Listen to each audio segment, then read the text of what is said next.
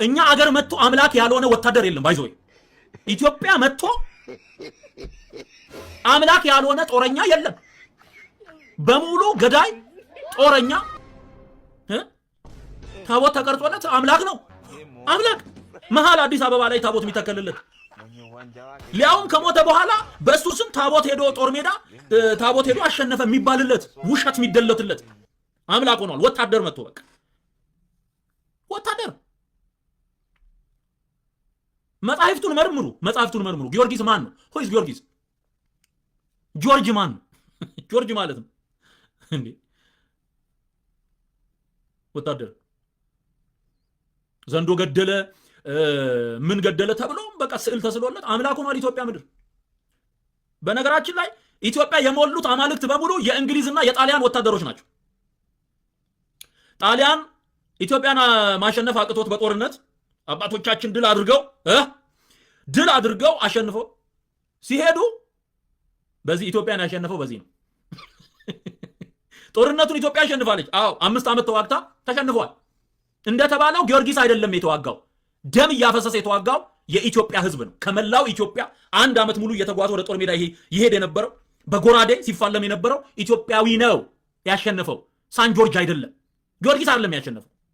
ኖ ውሸት ነው ይሄ ውሸት። የገዛ ታሪኩን የሚያበላሽ ህዝብ ነው። ያኔ ነው እኮ ታቦት መዞር የጀመረው። ባይዘዌ ታቦት ወጥቶ መዞር የጀመረው በዛ በምኒልክ ጊዜ አድዋ በኋላ ነገር የመጣው ያኔ እኮ ቅርብ እኮ ነው። አሁን በቅርብ በቃ የምኒልክ እንትን ተተከለ። ከዛ በኋላ በቃ የዞረ አሁን ታቦት ወጥቶ መሽከርከር የተጀመረው ያኔ ነው። በታሪክ ሰርች ማለት ትችላላችሁ።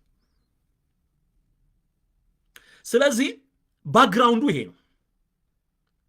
ጊዮርጊስ ወንጌል ሰባኪ የሚታወቅ ወንጌል ሰባኪ በታሪክ ላይ የምናገኘው ሰው አይደለም።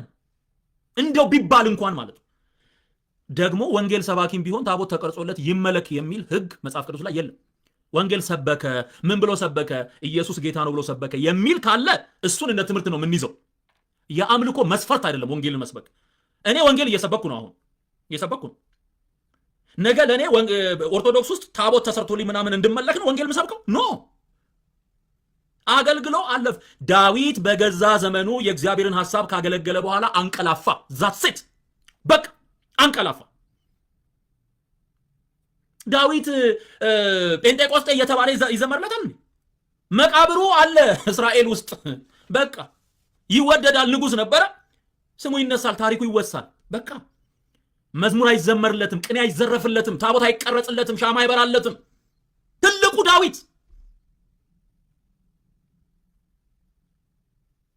አጥር ሰብረው የመጡ ወታደሮች ታቦት የሚቀረጽላቸው ኢትዮጵያ ውስጥ ነው። በጣም በሚገርም በሚያሳዝን ሁኔታ የነጭ ተጠቂ የሆነ ህዝብ ነው። አልተገዛንም ምናምን ይላሉ።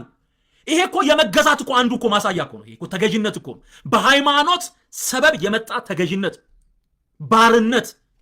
ወልደ ጊዮርጊስ ምናምን እየተባለ ገብረ ጊዮርጊስ የጊዮርጊስ ባሪያ፣ የእንግሊዝ ወታደር ባሪያ። this is true። እንዲህ ነው እየተባለ ሀገራችን ላይ ተቀለደው። ህዝባችን ነፃ ሲወጣ ወደፊት ሲገባው መንቅሮ ያወጣዋል ሁሉንም ነገር። እግዚአብሔር ምስክሬ ነው። እንደዚህ ነው ማምነው እኔ። አንድ ቀን ይሄ ሁሉ ኮተት ተጠራርጎ እንደሚወጣ አውቃለሁ።